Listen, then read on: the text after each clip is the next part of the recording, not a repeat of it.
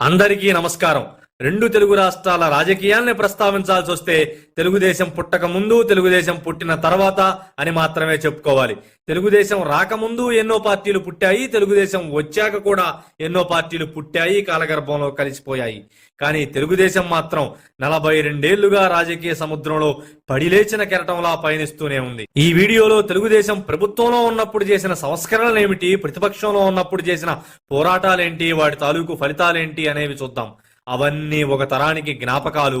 ఇప్పటి తరం మదిలో మెదులుతున్న ఎన్నో ప్రశ్నలకి మేమివ్వబోతున్న సమాధానాలు ఈ వీడియోలో చూసి తెలుసుకోండి. 1982 తెలుగుదేశం పార్టీ పుట్టక ముందు ఈ రాష్ట్ర భౌగోళిక స్వరూపంలో ముందుగా ఉన్న తెలంగాణలో పటేల్ పట్వారీ వ్యవస్థ కింద మగ్గుతూ ఆడాళ్ల మానాల్ని, మగాళ్ల ప్రాణాల్ని పుస్తులతో ఉన్న పొట్టల మీద తన్నించుకుంటూ శిస్తులు కట్టుకోవాల్సిన పరిస్థితి. ఆంధ్రాలో పుష్కలంగా గోదారమ్మ, కృష్ణమ్మ నీళ్లు పరవళ్లు తొక్కుతున్నా కానీ ఆనకట్టలు లేక, పండించే పంటకి కొనే దిక్కు లేక, గిట్టుబాటు ధర లేక పండిన ధాన్యాన్ని మునుసూబులు, కరణాలు పంచుకొని ముష్టివాలలా రైతులు చూస్తున్న రోజులవి. ఎదిరించే సత్తా అక్కడ ప్రజలకు లేదు, ప్రశ్నించాల్సిన మీడియాకి దమ్ము లేదు, ప్రతిఘటించాల్సిన ప్రతిపక్షాలకి నోరు లేదు. ఇక రాయలసీమలో అయితే మేము రాజకీయాలు చేయడానికే పుట్టాం అని గీంకరిస్తున్న ఒక సమూహం చేతుల్లోనే ప్రజలు మగ్గుతూ, ముఖ్యంగా దళితులంటే వాళ్ళ ముందు చెప్పులు చంకలో పెట్టుకుని నడవాల్సిన వ్యక్తులుగా, అధిక జనాభా ఉన్న బీసీలంటే కుల వృత్తులు చేసుకుంటూ వాళ్ళిచ్చే అర్ధకానికి తల వంచుకొని సలాం చేసుకుంటూ ఆత్మగౌరవం అనేదే లేకుండా బతకాల్సిన జాతులుగా చూస్తున్న భయంకరమైన రోజులవి. 200 ఏళ్లు పోరాటం చేసి బ్రిటిష్ వాళ్ళ దగ్గర నుంచి అర్ధరాత్రి స్వతంత్రం తెచ్చుకున్నాం. కానీ ఇంకా తెల్లారలేదు నా ఆంధ్రాలో. ఆ ప్రజల బాధల్ని వేములవాడ రాజన్ననో, శ్రీశైలం మల్లన్ననో ఎవరన్నారో తెలియదు గాని 42 ఏళ్ల క్రితం ఇదే రోజున వాళ్ళ దాష్టికాలకు బలి అయిన మహిళల చితిమంటలే మంగళహారతులుగా, కన్నీళ్లు దిగమింగుకుంటున్న ఎందరో తండ్రుల గుండెల చెరువులే గంగమ్మకు పోసిన వారులుగా, నటశిఖరపు తొనకంచున సింహాసనం మీద నుంచి ఆ మహదేవుడి మానవ రూపం కదిలింది. ఎన్టీఆర్లా, మీ ఇంటివాడిలా. ముఖానికి రంగేసుకునేవాడికి రాజకీయాలేంటి అని సీమలోని అడ్డపంచల గడ్డాల ముఠా ఎగిరిగిరి పడుతుంటే, చైను వాచి పెట్టి కాకి బట్ట కట్టి చైతన్య రథం ఎక్కి కొడుకునే సారథగా పెట్టుకుని రావణ కాష్టంగా మారిన రాష్ట్రంలోకి తారక రాముడు 152 బీసీ కులాల పునాదుల్లో నుంచి పుట్టిన గుర్తులను జెండాలో పెట్టుకొని అదే తన అజెండాగా మార్చుకొని తనకు హారతులు పడుతున్న ప్రజల గుండె మంటను చల్లార్చడానికి కథన రంగంలోకి దిగాడు. అప్పటిదాకా చౌకబారు రాజకీయ నాయకుల్ని చూసిన ప్రజలు మొట్టమొదటిసారిగా ఒక నాయకుణ్ణి చూశారు. గిరిగీసి బరిలోకి దిగిన ఎన్టీఆర్ కాంగ్రెస్ చేస్తున్న తప్పుల మీద నిచ్చెనేసుకుని ఎక్కొచ్చి ముఖ్యమంత్రి అయ్యాడు. తనని దేవుడు, స్వామి అని మొక్కుతున్న ప్రజలకి స్వామి ఊన ఇవ్వాలి అని ₹2 కిలో బియ్యం పైన మొదటి సంతకం పెట్టాడు. నిజమైన నాణ్యమైన బియ్యాన్ని ఇచ్చాడు. ఇప్పుడున్న నాసిరకం బియ్యంలా కాదు. ప్రజలకి ఇల్లును, విద్యా వ్యవస్థలో మార్పులు, కొత్తగా ఉపాధ్యాయ పోస్టులు, ఇలా ఎన్నో మార్పులకి శ్రీకారం చుట్టి ముందుకు కదిలాడు. కానీ అప్పటికే జమ్మూ కాశ్మీర్, సిక్కింలలో ప్రభుత్వాలను కూల్చుకుంటూ కాంగ్రెస్ జెండా పాతుకుంటూ వస్తుంది.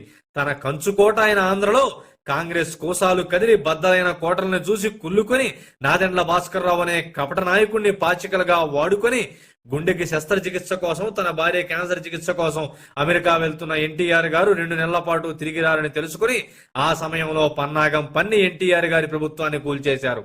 కాంగ్రెస్ లోని ఒక ముఠ అప్పటి ప్రతిపక్ష నాయకుడైన వైఎస్ఆర్ గారిని సీఎం చేయాలని అనుకున్నా కానీ ఇందిరాగాంధీ గారు మాత్రం బలం లేకపోయినా వ్యవస్థల మద్దతుతో నాదెండ్ల భాస్కర్ రావు గారిని ముఖ్యమంత్రిగా చేసింది. ఈ విషయం ఎన్టీఆర్ గారికి తెలియడానికే వారం రోజుల పైగా పట్టింది. గుండె ఆపరేషన్ కారణంగా కుటుంబ సభ్యులు ఆయనకి చెప్పలేదు. తెలిసిన తరువాత డాక్టర్లు వారించినా వినకుండా వీలు చేరుపైనే కూర్చొని ఆంధ్రాకు బయలుదేరి వచ్చాడు. అదే సమయంలో తమ దగ్గర 162 ఎమ్మెల్యేలతో బల ప్రదర్శన నిరూపించుకోవాల్సిన అవసరం వస్తుందని ముందుగానే ఊహించి చంద్రబాబు గారు దేశంలోనే మొట్టమొదటిసారిగా క్యాంపు రాజకీయాలకు తెరలేపారు. అందరినీ రామకృష్ణ స్టూడియోస్ కి తరలించారు. తనని కదిలించిన ఢిల్లీని కదిలించడానికి అన్నగారు ఢిల్లీకి బయలుదేరారు.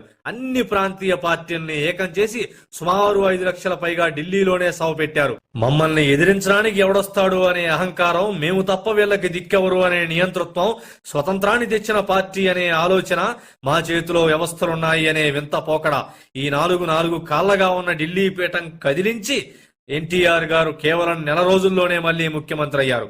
కానీ తన పార్టీలో ఇంకా నాదెండ్ల లాంటి నక్కలు ఎన్నున్నాయో అనే ఆలోచనతో ప్రభుత్వాన్ని రద్దు చేశారు. అదే సమయంలో ఇందిరాగాంధీ గారు కూడా కాల్పులతో మరణించారు. అప్పుడొచ్చిన ఎంపీ ఎలక్షన్స్ లో దేశమంతా కాంగ్రెస్ గాలి వీచింది.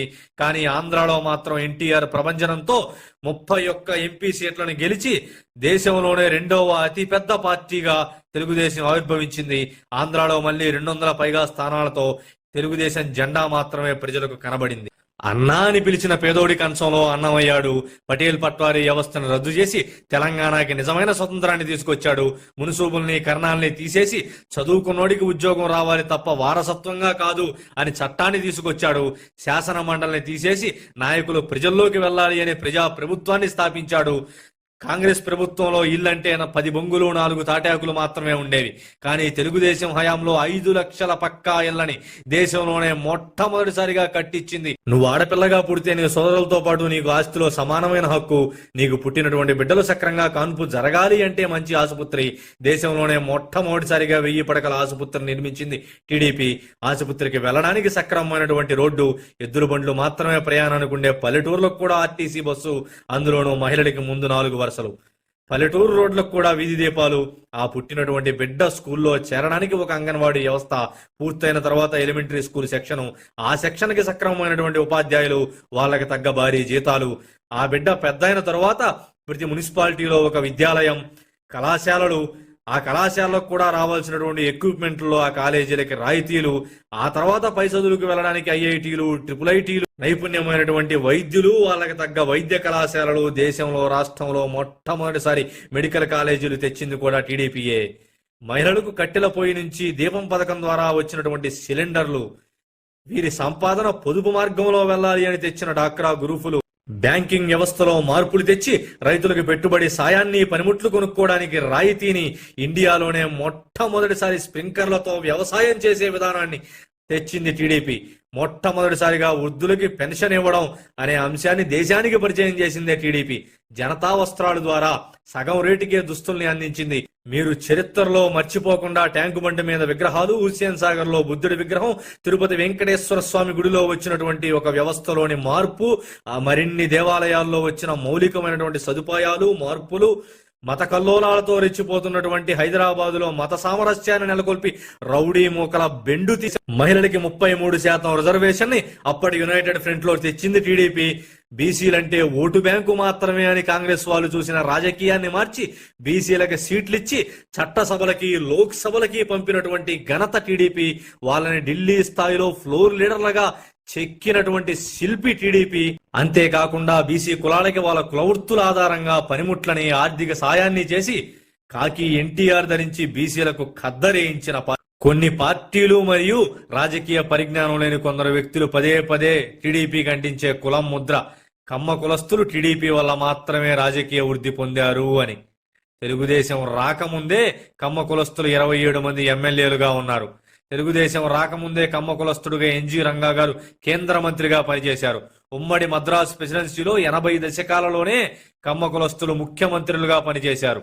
దళితులంటే చెప్పులు చంకలో పెట్టుకుని నడవాలి అనే దగ్గర నుంచి దేశంలోనే ఎవ్వరూ చేయని సాహసంగా ఒక దళితుణ్ణి పార్లమెంటు స్పీకర్ గా చేసి ప్రధానమంత్రి జాతీయ అధ్యక్ష అనిపించిన ఘనత తెలుగుదేశంది.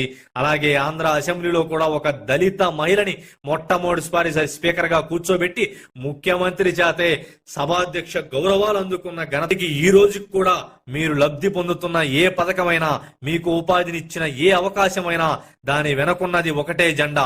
152 బీసీ కులాల పునాదుల్లో నుంచి పుట్టుకొచ్చిన అజెండా.